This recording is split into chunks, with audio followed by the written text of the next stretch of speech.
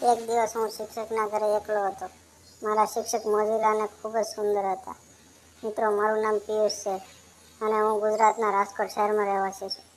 અને હું મારા ટ્યુશન ટીચર વચ્ચે બનેલી મસાલેદાર ઘટના કહેવા જઈ રહ્યો છું.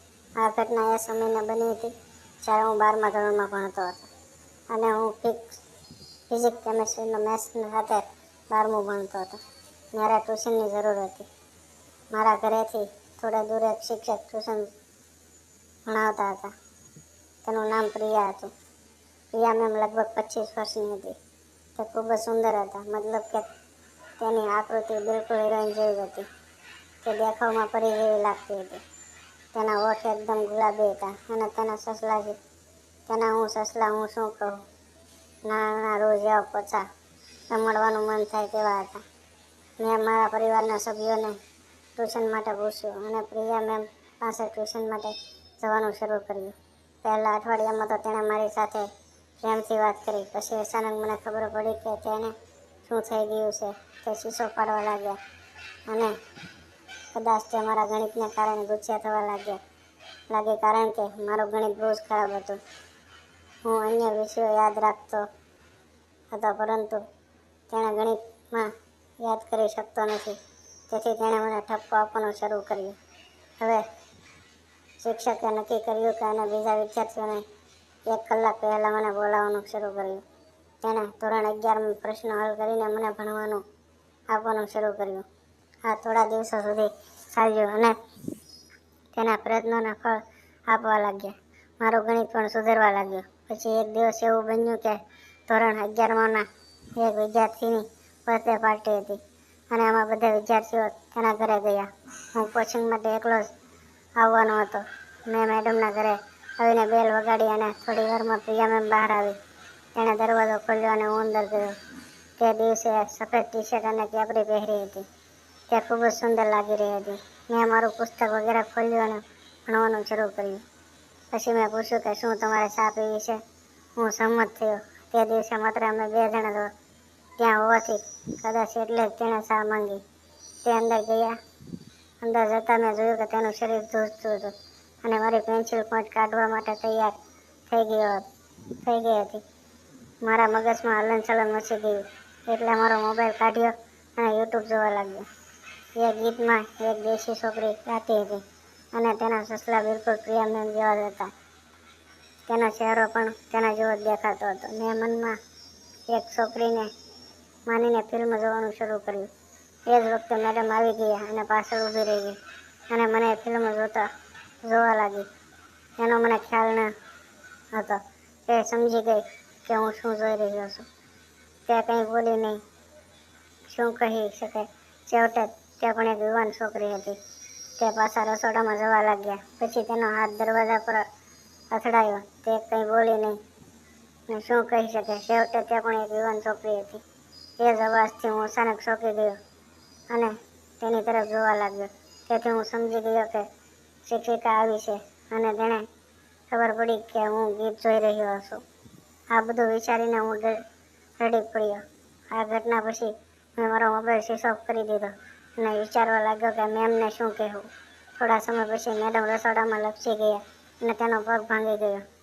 તેણે ચીસો પાડીને જ્યારે તેનો અવાજ સાંભળ્યો, હું સીધો રસોડામાં દોડી ગયો અને શિક્ષકની સંભાળ લીધી. પછી ટીચરે મને સ્પોટ કરીને તેના રૂમમાં લઈ જતો હતો. ત્યારે બધું સામાન્ય ચાલતું હતું. પછી અચાનક મને લાગ્યું કે મારો એક હાથ તેને વારંવાર સ્પર્શ કરી રહ્યો છે.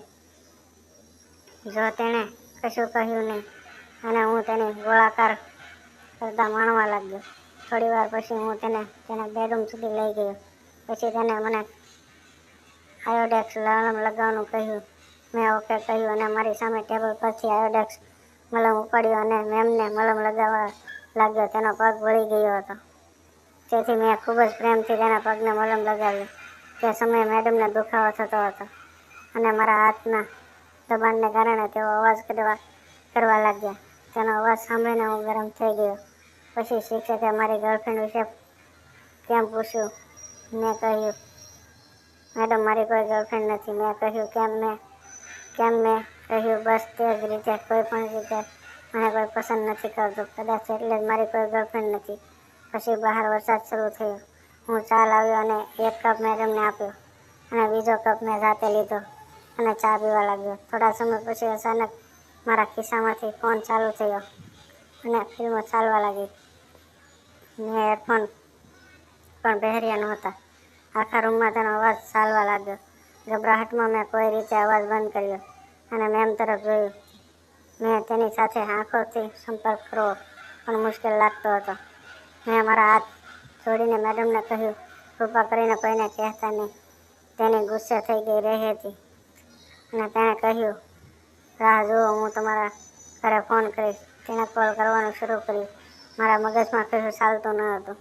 મેં તેને ઘણી વાર સોરી કહ્યું, પરંતુ જ્યારે સહમત ન થયો ત્યારે મેં આગળ વધીને એક મોટું સુસ્ત આલિંગન આપ્યું અને મેમના દબાવી દીધા. મેડમ ગભરાઈ ગઈ અને મારાથી મુક્ત થવાનો પ્રયત્ન કરવા લાગી, પણ તેમને છોડવાયા નહીં. કંઈ સમજી શક્યો નહીં, તેથી હું તેની સાથે તેના કર પર બેસી ગયો અને તેના પગ દબાવીને વિનંતી કરવા લાગ્યો. ખરેખર હું સમજી શકતો ન હતો કે મારે મેમ સાથે શું કરવું જોઈએ જેથી તે શાંત થઈ જાય. તેના પગ દબાવ્યા પછી મેં એકાએક ચૂપ થઈ ગઈ અને મારા હાથ વડે એના પગ દબાવવાનો આનંદ માણવા લાગ્યો. થોડા સમય પછી તેને કહ્યું, હા, સારું કરી રહ્યો છે. તારા દ્વારા મારા પગ દબાવીને મને સારું લાગે છે. અગાઉ પણ વિશ કરવાને બદલે આવું જ કરી શક્યો હોત. મેં જોયું કે મેડમ થોડા ખુશ થઈ ગયા હતા. મેં તેના પગને વધુ જોરથી દબાવવાનું શરૂ કર્યું અને અચાનક કહ્યું, શા માટે? તેમણે ચુંબન કર્યું. મેં કહ્યું, હું તમને ખૂબ જ પસંદ કરું છું મેડમ. તેથી મેં કહ્યું, મારી સામે જોવા લાગી અને બોલી, અહીં તો શું કહી રહ્યો છે? મેં તેની સામે જોયું અને તે મારી આંખોમાં જોવા લાગી. પછી અચાનક મને ખબર નથી કે તેને શું થયું. તે કહેવા લાગી, મને કહે કે તું મને કેટલી પસંદ કરે છો. આ વખતે મારી ફાટી ગઈ અને તેને કંઈ બોલ્યો નહીં, પણ તેની આંખો મારા માટે પ્રશ્ન જોયો. હું માથું નમાવીને રડવા લાગ્યો. આટલું કર્યા પછી શિક્ષક હવે ક્યાં રોકાવાના હતા? તેણે પણ મને સજા કરવાનું શરૂ કર્યું. તેની સજાથી જાણે મારું નસીબ ચમકી ગયું.